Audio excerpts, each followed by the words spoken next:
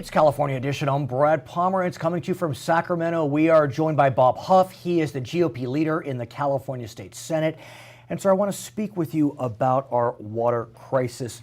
Recently, my family and I were flying out of Sacramento to Los Angeles. Our plane was delayed because it was raining in LA. We were jumping for joy. We couldn't believe it, but it's really not enough. Am I right, sir? You're definitely right. Yeah. Talk to us about what's happening. You represent significant portions of LA County, the Inland Empire. Yeah, we call it the lower desert. The lower desert. But that's a good point.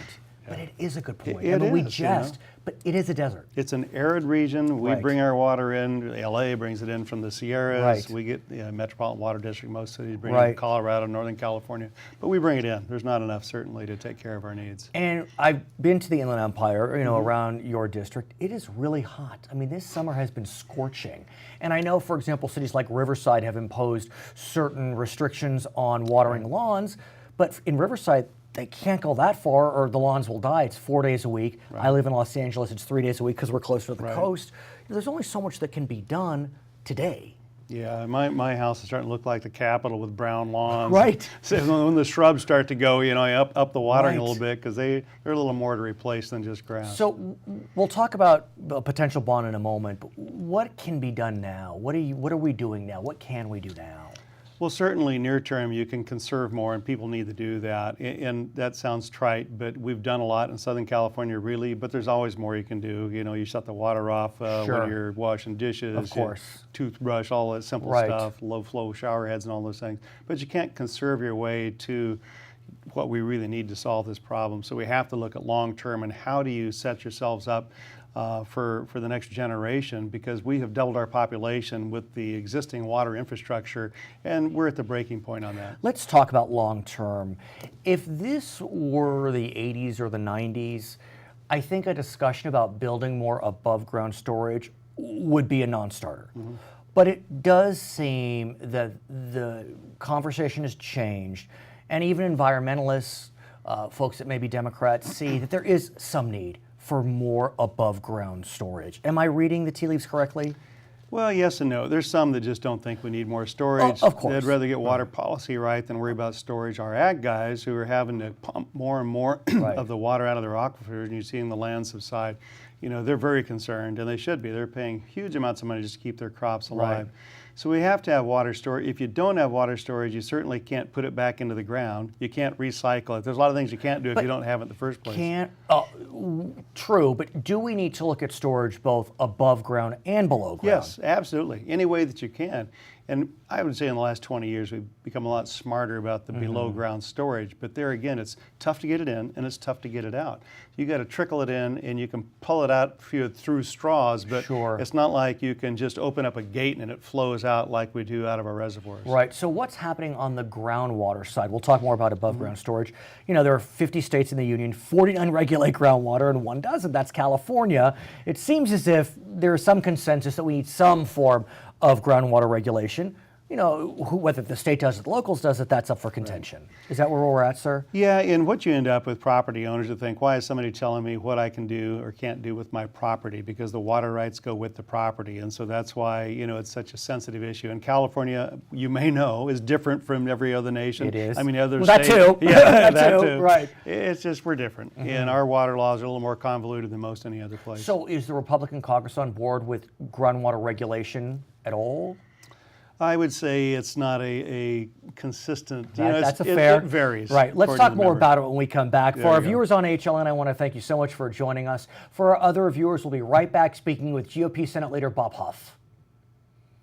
So, sir, I have spoken with some of your colleagues in the GOP, both Senate and Assembly, and it seems as if maybe there's some consensus on the groundwater side that we can have some regulation, but it really needs to be focused on the locals, that the locals will be the ones that are regulating, and that we don't want the state kind of jumping in. Is that what you're seeing in the caucus? I would say that's fair, and I don't want to speak for the caucus in this regard. Well, you are the leader. Different opinions. Right. Now, in Southern California, where I am, we're doing a pretty good job with groundwater. A lot of the other areas, they're not. And they don't want to, I mean, right now, you think about the ag guys that are literally mining water. They're pulling out water that's ancient water. It takes a long time to get in. But if they weren't able to do that, they wouldn't be able to keep their crops alive because we have not proactively built the storage necessary to capture the water they need. I've spoken with one of your colleagues, Anthony Cannella, who's a member of your caucus, and he has told me horror stories.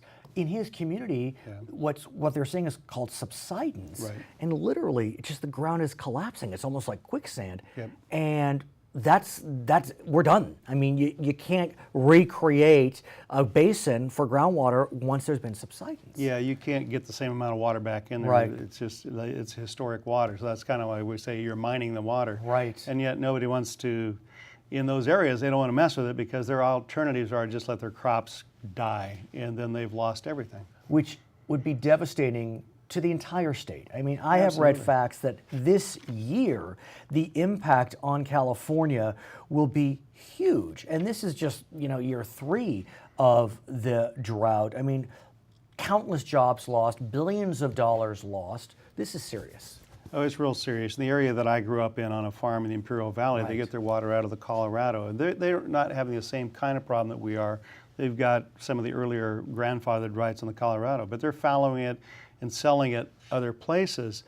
And when you start fallowing farm property, I mean, we're the #1 ag state in the nation. We're one of the top producers in the world. We export. Salad bowl. And so we're talking jobs, we're talking economy, California's economy, and it's all around water. So even in areas like that have the water rights, they still have to share the pain of the rest of the state to make everything work.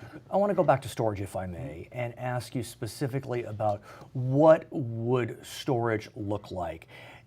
I speak with friends who want to be bored, but sometimes people ask you, what's happening with water? It actually did happen over the weekend at a family wedding, and I was explaining the storage element, but I didn't really know the answer to the question of, will it be new storage, or will we be expanding existing storage? So the environmental community gets pretty exercised when you start talking about damming a stream. Right.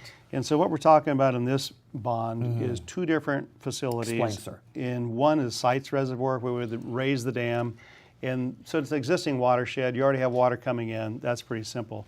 The new one would be, Temperance Flat is the one you're raising. Sites Reservoir is the new one. And they're taking basically a valley, damming it up on 2 ends, and then pumping the water in there. So you're not flooding river habitat or anything. It's just a valley that cows are grazing on right now. I understand. And so that doesn't mess up an ecosystem per se like you would if it's a riparian. So it gets across that argument. Now it costs money to pump it into there. You're going to capture some of it back when you let it back out, but that's the downside. It costs more money to operate such a system. So presuming that there is the money there through a bond or whatever it may be, how quickly can we extend or raise Temperance Flat, and how quickly can we get sites going? I think Sites is farther ahead when it comes to the permitting processes because you just don't have to do as much stuff, right? Sure. It's not like you're flooding habitat. But typically on a project that size, you're looking 8 to 10 years. So it's not a short-term fix. What about Temperance Flat? I'm not sure on the timing on that. Presumably a little less. A little less, but you remember down in LA when Metropolitan Water District did the Diamond Valley Reservoir, it was lightning fast. They did it in 8 years. Really? But that's lightning fast for a big project. Tricky. It is tricky. It's hard to know whether, I'm sure you've heard possibly we're entering an El Nino phase, which could mean great rain or it could mean no rain. Right. So 8 to 10 years may be fine, but it may not. Right. What do we do now? Well, what I do know is if we don't start making serious decisions now, it's not going to get any better. It will absolutely get worse. Right. But the El Nino exactly makes the point. Last time we had that, we had over half of our water going out to the ocean That's the at a frustration. time that if we had just the capacity to capture it, then it would be more available for times like this when we need the water. So as we speak today, you feel as if the voters are ready? I think the voters are ready. The question is, can the legislature come up with something other than what's on the ballot already? We'll talk more about it when you come back. His name is Bob Huff. He is the GOP Senate leader in the state of California. My name is Brad Pomerance, and this is California Edition.